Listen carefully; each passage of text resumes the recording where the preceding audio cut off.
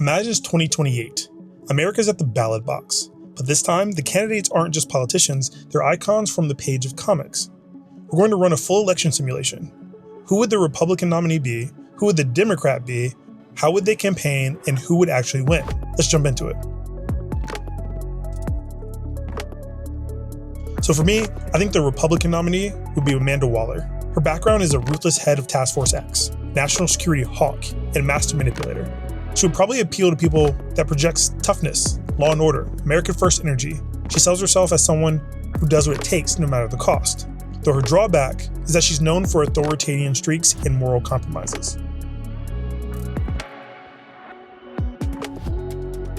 The Democratic nominee, assuming that you didn't have to be born in the US to become president, would be T'Challa, King of Wakanda, global statesman, master strategist, and deeply principled. He would appeal to people that like visionary leadership, commitment to justice, a uniter of people, seen as both strong and compassionate. Although I think he would be criticized as too idealistic or globalist by his opponents. In the Republican primaries, Waller dominates on toughness and security credentials.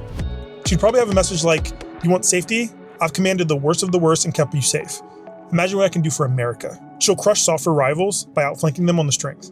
T'Challa, he'll run on unity, justice, and moral clarity. His message will be leadership is service. It's about lifting everyone, not ruling over them. He'll win the coalition building across progressives, moderates, and minorities. In the general election, this is Waller's campaign, strong hand in dangerous times. Her style will be a fear-based messaging, constant reminders of threats, foreign and domestic. Her tactics will be ruthless attack ads painting T'Challa as soft and out of touch. She'll use disinformation and intimidation. T'Challa, he'll frame it as unity, strength, and justice. His style will be inspirational but grounded, town halls, community organizing, and heavy focus on moral integrity. His tactics will be transparency, empowering grassroots movements and highlighting Waller's authoritarian tendencies. Then we have the debates and the October surprise. So debate 1, Waller probably dominates with sharp aggressive attacks. She makes T'Challa look overly idealistic.